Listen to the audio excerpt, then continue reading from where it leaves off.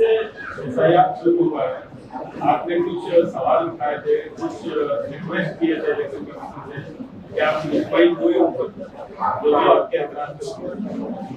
देखिए, सबसे पहली बात तो हमने इलेक्शन कमीशन से ये रिक्वेस्ट की थी कि जो 12 डॉक्यूमेंट्स देना है उन वोटर्स का नाम दोबारा ड्राफ्ट लिस्ट में आने के लिए जिनका 2002 में नाम नहीं है, उनका नाम नहीं है, उनके पिताजी का, माताजी का, उनके दादा नानी का नाम नहीं है, वो 12 डॉक्यूमेंट में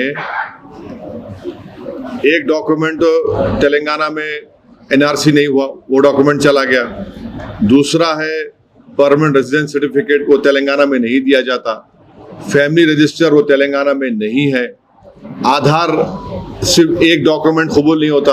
तो 12 में तो ऐसे ही 4 चले गए। अब बचे कितने? बचे 8 ही ना। अब 8 डॉक्यूमेंटेशन के लिए हमने इलेक्शन कमीशन से कहा था कि आप पैन कार्ड इसमें शामिल कर लीजिए, क्योंकि पैन कार्ड की बुनियाद पर मैं वोट डाल सकता हूँ। स्टेट गवर्नमेंट ड्राइविंग लाइसेंस देती है, उसकी बुनियाद पर वोट डाल सकता हूँ। State government food security card देती है, उसकी बुनियाद पर मैं वोट डाल सकता हूँ। तो इलेक्शन कमीशन ने उसको कबूल नहीं किया। दूसरा, हमने इलेक्शन कमीशन से कहा था कि जो एनोमलीज है, अगर 2002 में मैन्युअली वोटर लिस्ट बनाई गई थी जिसको इलेक्शन कमीशन ने बनाया, अगर उसमें स्पेलिंग मिस्टेक है तो उसको आप प्रेजेंट कैसा मुझे आप पेनलाइज करेंगे? भाई, अगर किसी का नाम एस प्रमोद था 2002 में, अब आ गया सौरभ प्रमोद 2026 में, तो इलेक्शन कमीशन बोल रहा है ये एनोमली है। किसी के 6 बच्चे हैं, एनोमली है। कौन सा कानून है जो 6 बच्चे रहे तो नाम नहीं आएगा? 15 साल का फर्क होगा अगर पेरेंट्स में और चिल्ड्रन में नहीं होगा। 40 इयर्स का से कम होगा ग्रैंडसन में, ग्रैंडफादर में नहीं होगा। ये कैसा होगा बताइए? एनोमलीज कैसा होगा?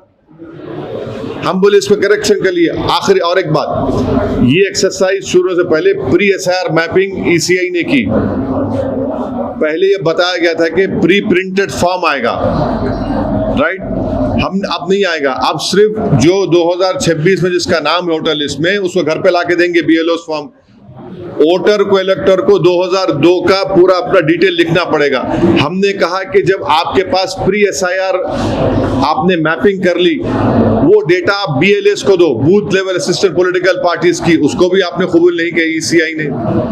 हमने कहा कि तेलंगाना में उर्दू सेकेंड लैंग्वेज है, आप पूरे इन्यूमरेशन फॉर्म्स इंग्लिश उर्दू में दीजिए, तेलुगु में दे रहे तो ठीक है दीजिए, इंग्लिश में दीजिए, तेलुगु में दीजिए। अब क्या हुआ कि सिर्फ हैदराबाद डिस्ट्रिक्ट में सिर्फ इंग्लिश में दे रहे हैं। कई ऐसे लोग हैं जो तेलुगु नहीं जानते, वो लोग क्या करना चाहिए? कैसा वो भरेंगे बताइए? और मॉनसून सीजन है, टाइम बहुत कम है। तो ये चीजों से हमको फिक्र हो रही है।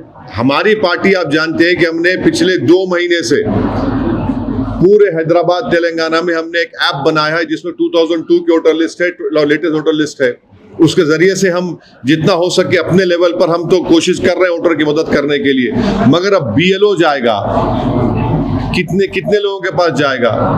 2 फॉर्म देगा और फिर फोटो लगाकर वोटर को देना पड़ेगा वापस। फिर ड्राफ्ट लिस्ट आएगी, ड्राफ्ट लिस्ट के बाद फिर कितनों को नोटिस जाएगी हमको नहीं मालूम।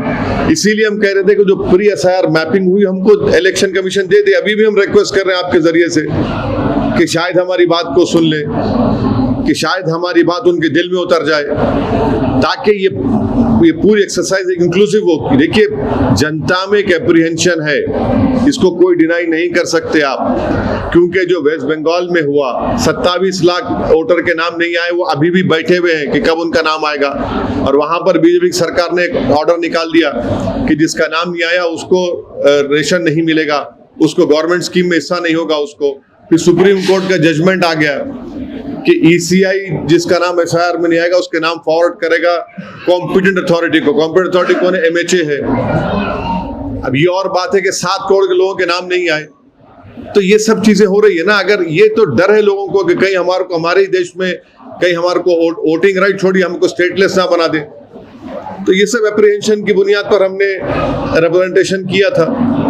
आपको कोई सवाल यही है कि आज से शुरू हो रहा है, आप कितने दिन से तैयारियां कर रहे थे, आप प्रेजेंटेशन भी दिए थे, आपको आज लगे कोई राहत मिली आपको? नहीं, इलेक्शन कमीशन ने सिर्फ हैदराबाद डिस्ट्रिक्ट में इंग्लिश में फॉर्म्स दे रहे हैं और माबाकी पूरे तेलंगाना में तेलुगु में फॉर्म्स जाएंगे।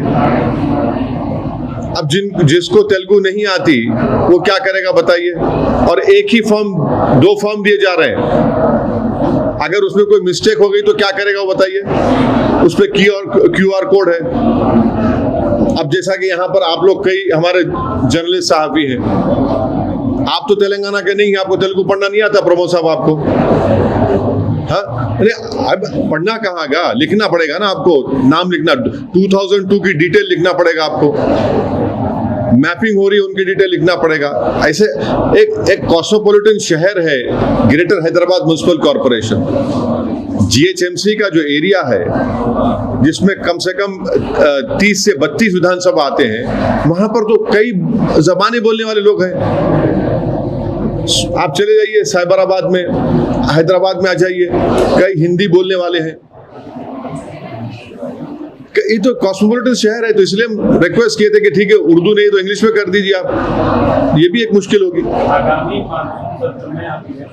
हाँ, इलेक्शन कमीशन का मसला पार्लियामेंट में उठाएंगे तो गवर्नमेंट बोलेगी इलेक्शन कमीशन को जाके बोलिए।